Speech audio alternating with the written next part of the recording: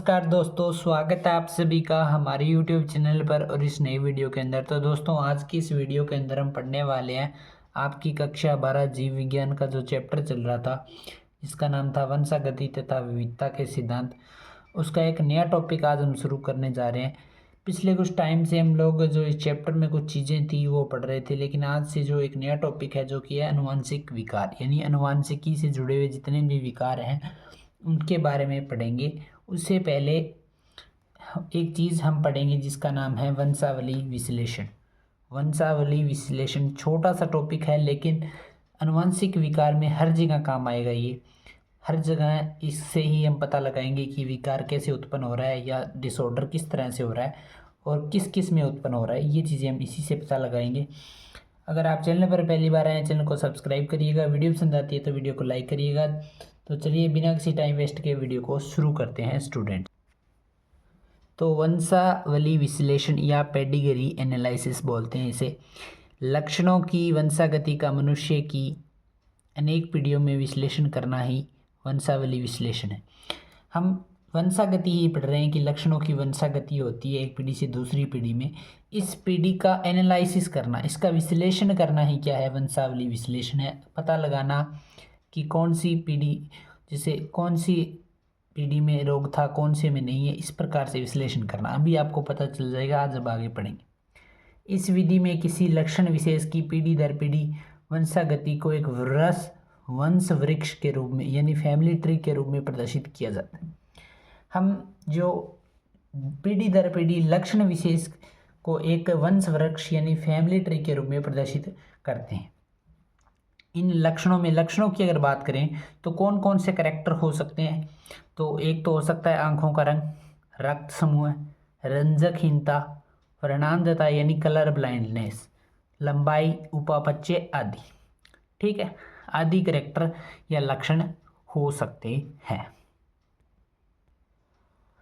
अब हम मानव वंशावली में कुछ प्रयुक्त प्रतीक पढ़ते हैं कि वंशावली को एक चार्ट के थ्रू दर्शाया जाता है। जैसा कि आपकी स्क्रीन पर शो हो रहा होगा, इस तरह की दिखती है वंशावली। इनको समझने के लिए हम कुछ चिन्ह प्रयुक्त करते हैं। जैसे ये जो गोल है, आयत या वर्ग जैसा कुछ आकृति बनी हुई है, इसे बोलते हो नर यानी मेल। और ये जो सर्कल बना हुआ है ये आता है मादा के लिए। और ये चतुर्भुज जो बना हुआ है इसका लिंग का उल्लेख नहीं, मतलब हमें लिंग का पता नहीं है, मतलब ये इसके लिए आएगा। और अगर हम इसको ब्लू से शो कर रहे हैं यानी ब्लू कलर भर दिया, कौन सा भी हो सकता है, तो ये क्या है, प्रभावित व्यक्ति है। रेड भी प्रयोग किया जाता है, ज़्यादातर आपको एनसीईआरटी में रेड देखने को मिलेगा।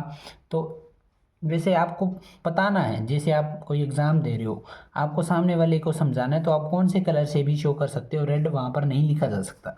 आप प्रभावित व्यक्ति के लिए ये वाला कलर शो कर सकते हो, कौन सा भी ब्लू है जो आपके पास अवेलेबल है। ठीक है, ये हम लिखते हैं प्रभावित व्यक्ति के लिए।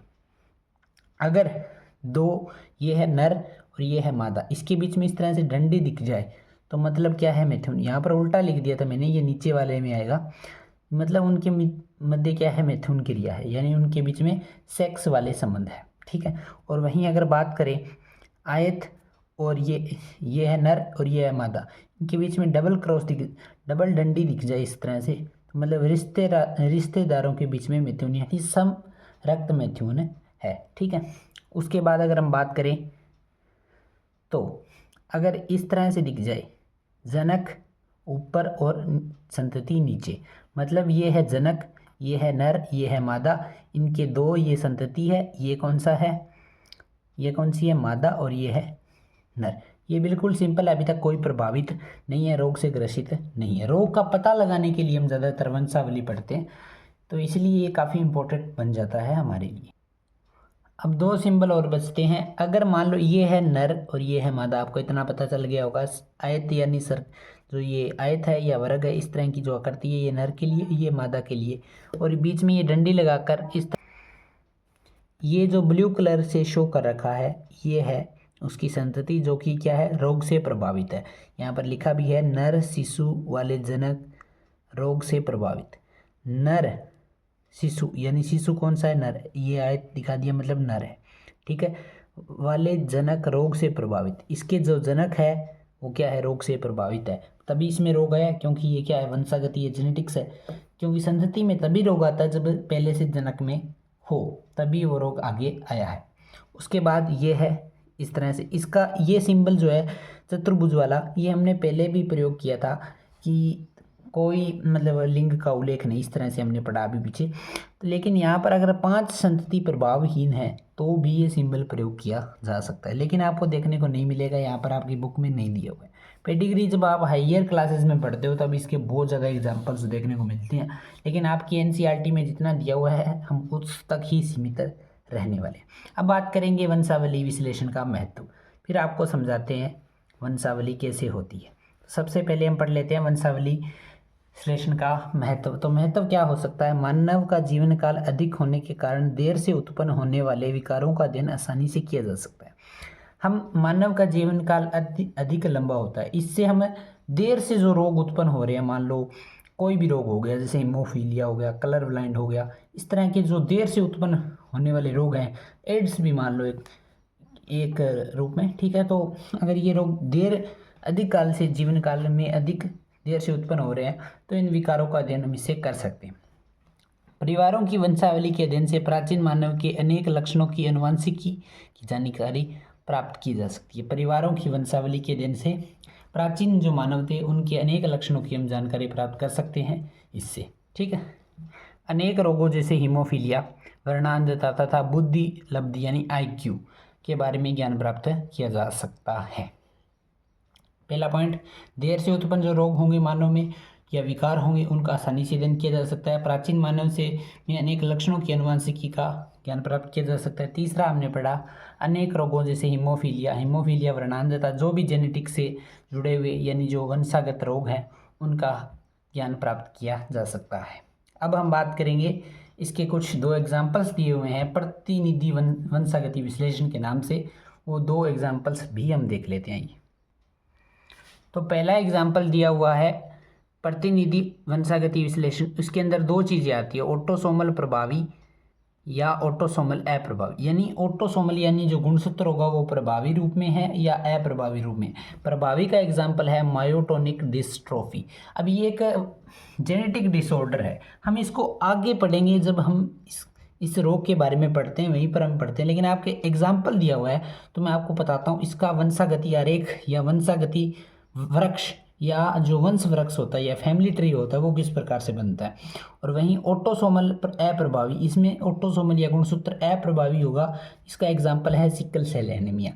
अब जब सिकल सेल एनीमिया में RBC अंशीयकार हो जाती है, अब जब हम पढ़ेंगे उसके तभी भी वहाँ पर इसका आरेख बनाएंगे, लेकिन यहाँ पर एग्जाम्पल दिए हुए हैं, लोग 2 एग्जाम्पल दिए हुए हैं तो उनको भी हम देखते हैं।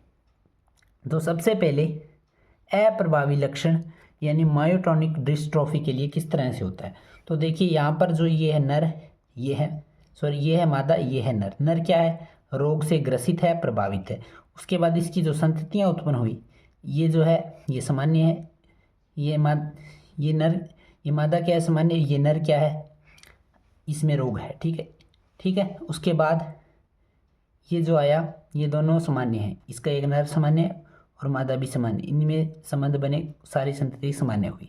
उसके बाद यानी इनमें रोग नहीं है, यहाँ पर रोग नहीं है, यहाँ पर रोग है, यहाँ पर रोग नहीं है, ठीक है। तो इसमें क्या होगा, जो नर प्रभावित है, ठीक है, ये पहली पीढ़ी है, ये दूसरी पीढ़ी है, तीसरी पीढ़ी है। तो तीसरी पीढ़ी में हम देखते हैं पहली 2 पीढ़ी में सिर्फ नर में उत्पन्न हुआ है, वो भी एक बार। तीसरी पीढ़ी में हम देखते हैं कि यहाँ पर मादा में भी उत्पन्न हुआ है, मादा में उत्पन्न होने के बाद ये अगली पीढ़ी की मादा में भी उत्पन्न हुआ है। यानी इसमें पहली 2 पीढ़ी में सिर्फ एक बार रोग उत्पन्न होता है और वो भी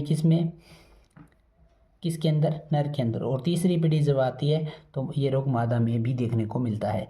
ये एक वंश आरेख होता है किसका, मायोटोनिक डिस्ट्रोफी का। रोग के बारे में हम आगे बढ़ते हैं, ठीक है। काफ़ी जटिल कॉम्प्लेक्स टॉपिक है ये थोड़ा, अगर आप इसको समझ जाते हैं तो बहुत आसान है।